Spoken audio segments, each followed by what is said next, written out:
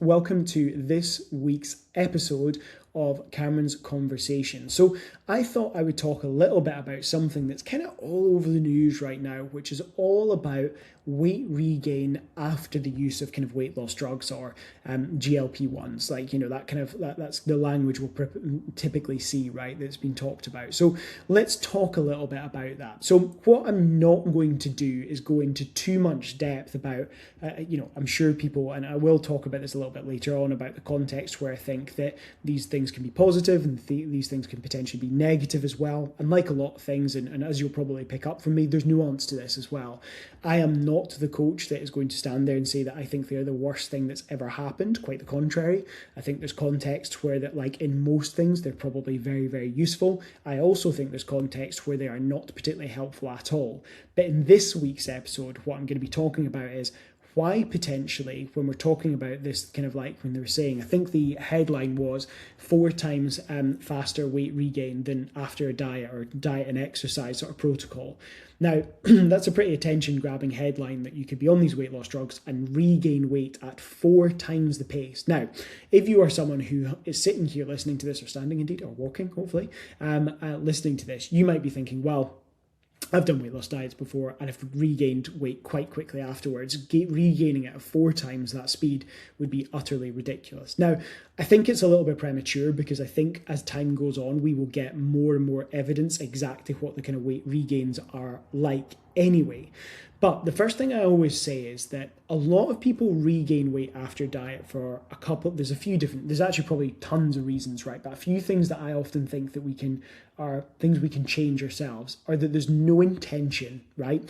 Oh, I've done amazingly. I've dropped 10 kilos. I'm so proud of myself. I'm going to go out for a big meal and celebrate. And 2 days later, you either are not tracking your calories or not sticking to the protocol that got you there in the first place, right? If you're tracking calories now and you're taking that approach, great, good on you for taking a slightly more kind of evidence-based approach to it. If it's just where you've cut out food or kind of restricted things, then that's cool too. Like, it's a means to an end. It's maybe not the best way of doing it. And we can talk about that in another episode. But you've done all that hard work, you've kind of got there, and then you've almost just been like, oh, well, that's that then. And you go back not to maintenance behaviors, but what your previous norm was. And your previous norm was the thing that caused you to gain weight in the first place. So I think the first thing I always say is like, these headlines are always going to be attention grabbing. The first thing that I would say is it's the case for anyone. If you do not pay attention or put any effort into maintenance, you are going to run into trouble. Why do we potentially see a sort of worse kind of potential outcome after these weight loss drugs? Well, there's a couple of things that we might want to factor in. The first one is around behavior change. The problem is when you have something like a weight loss drug and you do not change your behaviors, as soon as you are no longer taking that weight loss drug, you are going to pile the weight right back on because you are no more active than you were before, and you are now dealing with tons of hunger that you may not have experienced for the last 3 to 4 weeks, because 3 to 4 months, or longer, right? So one of the key things about these drugs is the biggest effect they have for weight loss is they are appetite suppressants. They make us less hungry. So obviously that's very useful in weight loss, right? If you're not as hungry, you reach fullness quicker as well. So even when you are hungry, you eat and then you reach fullness really, really quickly. If you then suddenly don't have that, right, if you are now experiencing triple the hunger that you're used to and you're not tolerant of it, you're probably going to struggle. And the problem here is that sometimes what would happen in a normal weight loss process, let's say I'm working with a one-to-one client, one of the things that we will probably work on is, amongst many things, food volume, right? We'll sort of say to them, right, I want you to get lots of protein in, sure, but we also want to get a good amount of fiber. We're going to get a good amount of veggies in. We're going to get a good amount of fruit in, because that's going to mitigate a lot of your hunger. I think it's very underrated how much difference just having more fruit and veg can make, even when you're on kind of sort of limited calories, right? And you can't have tons and tons of like fruit in certain contexts. Like you're not gonna have loads of bananas, but you can have other things like berries and grapes that are a bit lower in calories, melon as well. And you're having loads of veggies and mushrooms and peppers and green veggies and all that good stuff, right? You're having more of that. So you're quite full, and that's helping you manage that your kind of calorie tracked weight loss, right? You've got a calorie goal, you're hitting a bit more protein, so you get a bit more fullness, you're getting loads of veggies in, so you feel pretty full and you're managing things really well.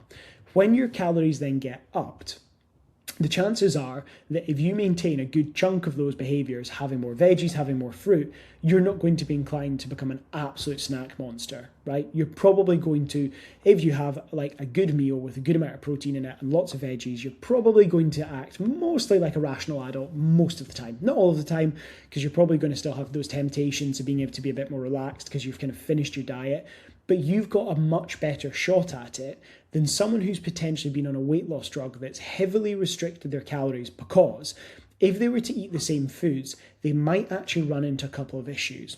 One of those issues that I have definitely seen, because I've had people that have been on weight loss drugs when they've come to me, and I've also had clients that have been previously on weight loss drugs and then have started working with them. So both kind of context. And what they've found is if they have too much protein, it can make them feel extremely full, but not necessarily in a good way, as in they have something and they're like, oh my God, that like I had a protein shake and that was too much. I feel a bit sick now. So they naturally might actually drop their protein intake. Now, everyone's different. I'm not saying this is the case for everyone who's on these drugs, because again, like devil's in the dose, as they say, how much you're having, how tolerant you are, everyone's own physiology, there's lots of variables, but these are things that are useful to know. So someone might be in a situation where they're almost having to tone down how much protein they have in one serving so they don't feel too full. They might also be having to tone down the amount of veggies they have in meals because they're trying to get some food in, but they are actually feeling full really quickly. So if they have a meal stuffed with veggies, they reach fullness super, super quick, which again, when you're not on a weight loss drug, might be a really positive thing. But when you are on a weight loss drug, it can kind of go too far where it's like, oh, I'm now uncomfortable, or you just stop eating, a third of the way through the meal. So all of a sudden you're just not able to eat much of your meal at all, which isn't ideal either, because yes, we want to be in a big old calorie deficit. If you're going to be on these drugs, that's typically what you're trying to achieve. But the downside might be is that you actually are just struggling to eat enough to get enough nutrients in the first place. So you can see some potential problems arising here, because you've got, let's just call them Sandra, you've got Sandra who's been on one of the GLP kind of drugs, the kind of very typical things that we see like Mounjaro, anything like that, Ozempic, all the kind of typical things that are out right now for us. We're on one of these drugs, right? And we have lost a significant amount of weight. Managing hunger is really easy because actually you're just not that hungry at all. We're having a little bit of protein because she's aware that actually it's good the idea to have some protein so we don't lose muscle mass, but actually she's really struggling to have anything with a significant amount, so she has to limit her portion size of those things. She also can't have loads of veggies. She also doesn't want loads of fruit as well. So when she then suddenly stops that drug, what happens? Well, she's not been eating a lot of protein because she can't tolerate that much of it. She is very, very full, potentially from the fruit and veggies as well. So she's kind of used to eating still some of those things. She's still conscious that it'd be good for her health to have some of those things, but she's having less, right? Less than she kind of normally would. And then she's also kind of coming to this end of this weight loss process. She's trying to kind of go and maintain her weight, but the habits aren't there. She's not used to eating lots of veg. She's not used to eating lots of protein. She's not eating a lot of fruit, because these things are not what she's been doing the last 3-4 months. So all of a sudden, that first month, she's experiencing, a lot more hunger because it's been suppressed. Suddenly it's back to its normal levels, and she's leaner than she was before. She's lighter. So she's likely to kind of experience her normal sort of hunger levels, if you like, and some, because she's obviously dropped, let's say, just 10 kilos, right? So she's lost a decent amount of weight. So she's now kind of just, it's almost like, oh my God, I'm so hungry all the time. But then instead of reaching for lots of protein and veggies and fruit, like you might think would be the right thing to do, that behavior's not there, that habit's not there, and there's real struggle. So all that happens is lots of snacking occurs, very quickly calories go up. There's a lot of food choices that are kind of driven by, I've not been able to eat very much of this in the last while. It would be nice to be able to eat out a bit more. I'm going to take advantage of the fact that I actually have the appetite to enjoy a meal out, because, again, devil in the dose, for some people, actually eating out and things like that kind of loses a little bit. Not that they don't enjoy it at all, but just because they're not able to have much of their portions and things like that. Again, depending on the dose you're on, how much you tolerate it, how much your hunger is suppressed. Like, people aren't eating out as much. So all of a sudden there's this eating out, potentially eating out, then meaning drinking a little bit more, loads more snacking, eating all the foods that you haven't eaten in a while. It's kind of a bit of a recipe, right? When you think about all that for regaining all that weight. So you can quickly see, I can maybe see why that would happen. Now, some other things that we want to consider around activity. And I'm going to kind of flip this on the other side as well. I'm going to do both sides of the coin because I think there are some things that are still worth mentioning that are kind of not negative, right? That are potential positives. But let's talk a little bit about exercise.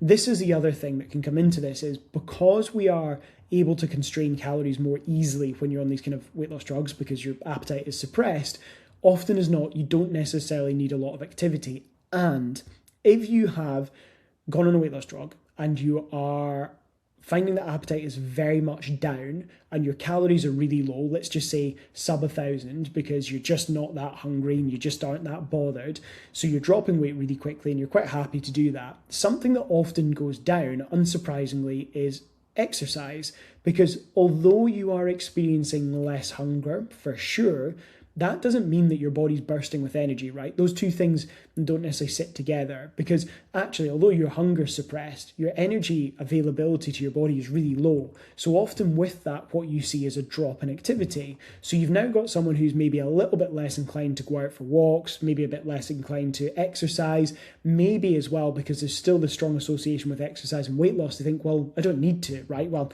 my weight's dropping really well. Why would I bother going to the gym? Why would I bother going out for extra walks? Not to say that they're going to stop walking, that's not the case, but they're going to find a natural kind of potential down regulation because they don't feel the need to. Because for a lot of people, unfortunately, they feel like they should exercise for weight loss. And actually, there's probably a lot of reasons we should exercise that have nothing to do with weight loss.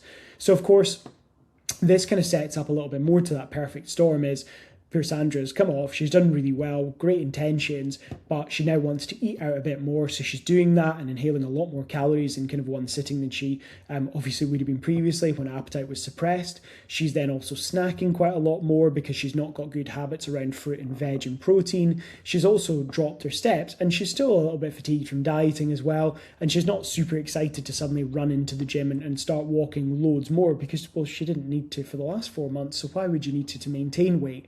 So you can quickly see how that could happen. If your behaviours don't change, then that's when you could end up. Now, there's also the counter argument though, especially for things like activity. For example, that someone could start to take these drugs, feel a little bit more confident, they are managing their appetite well, their weight drops down quite quickly, and they are very aware that they need to keep those behaviours up or start to bring them in. And maybe because they drop a bit more weight, they feel a bit more confident, so they're more likely to go out for a walk or a run or to go to the gym. So there is another side to that where actually that could happen, and that could occur as well, as where someone might actually feel more likely to go and do these things. That is also real, right? It's not all negatives. But if you are not super mindful of it, that's not the place you end up, right? And for a lot of people, the problem is with the exercise piece is exactly what I said before, is they just think, I don't need to because I'm losing so much weight. Now, another thing that is worth considering in the kind of longer term, and I actually think to an extent this is slightly oversold, is the loss of muscle mass whilst on these kind of weight loss drugs, these GLP-1 drugs, is that for some people, if you lose a really significant amount of weight, especially where there's not a lot of protein in your diet and you are not resistance training and in general not very active, you run a much higher sort of risk of losing muscle mass. Now, that isn't a good thing ever. We never want to lose muscle mass, ever as a rule, because it takes away from the shape, the kind of your sort of body shape, but more importantly from your long-term health outcomes as well. So losing 10 kilos and having 2.5 kilos of that be muscle mass ain't a good thing. Now, it's relatively easily avoided because if your protein is up and you were to get some strength training in, you would definitely limit quite a bit of that. And that's where if someone is on one of kind of these weight loss drugs and they're consciously getting their protein up and they are doing really well on the exercise front, they mitigate a lot of this, right? So what we're kind of looping round to, and what you're kind of seeing probably from what I'm saying here, is that the behavior change piece has to happen anyway. And the reason a lot of people that use these drugs or being kind of given them by their GPs and are losing weight will then regain it potentially even quicker is they've not done anything along the way. The person who starts to go to the gym, who walks more, who gets more veggies in, who gets more protein in, not all of those habits might stick, right, when they finish their diet, but some of them will probably be residual. Maybe they stop going to the gym, but they keep walking a good bit. Maybe they aren't so good on their veggies, but they still think about protein a bit more than they used to, or their meal choices have slightly shifted, or they go to the shop and they buy like something that's a little bit higher in protein. So there's some things that stay, which means progressively they sort of maybe regain weight, but nowhere near the speed of someone who is coming off these weight loss drugs and has made no behavior change at all and got there. So that's probably kind of my main thoughts on why that might be occurring. And I thought it was worth kind of talking about. Now, I think there's some other bits of context that, as I say, I can talk about weight loss drugs down the line and kind of some thoughts around them, where they can be potentially appropriate, when they are sometimes not appropriate, what they are going to do for people, and potentially what they're not going to do for people.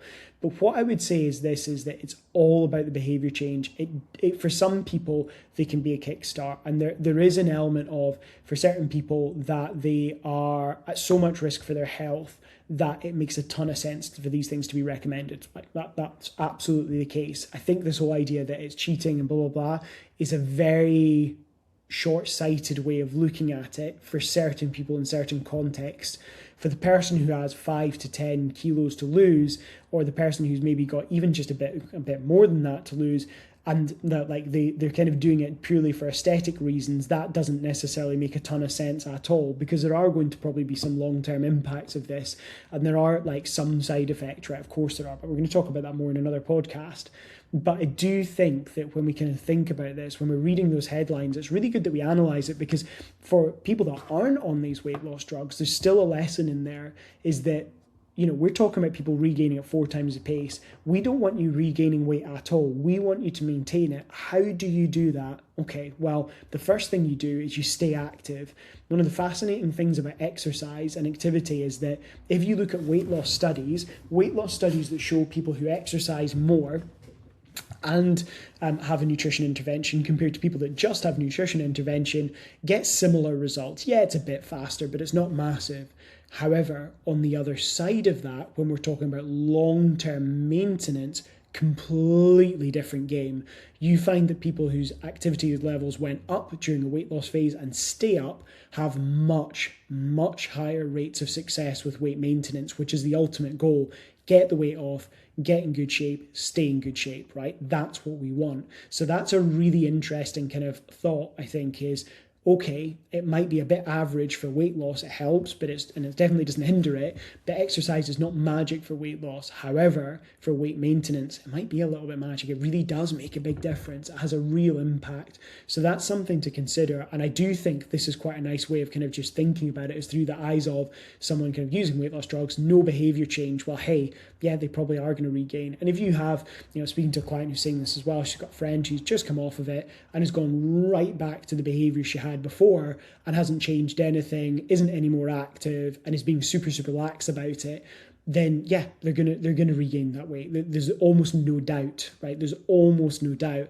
And they probably just haven't thought that far ahead. They've not had the exposure, because unfortunately sometimes when we get them from GPs, there's a little bit of encouragement about lifestyle and stuff, but it's very limited, right? And they have only so much time and scope to work with people. So hopefully some interesting thoughts around that. And if anyone's got any kind of questions or anything they kind of would like me to touch on in another podcast, please let me know.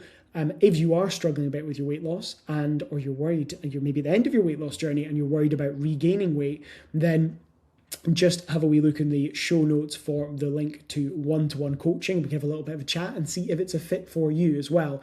I'm not going to take on anyone that is not the best fit or can't help the kind of best way I'd like to, but I can certainly point you in the right direction if not. And I think that if you are struggling a little bit and you're finding it quite hard to go alone, or you're just not seeing the progress you want, then that is what one-to-one coaching is all about. And the one-to-oneers are absolutely bloody smashing it right now. I'm so excited to do updates every single week. Everyone is doing brilliantly. But I hope you're having a great week, and I'll speak to you soon.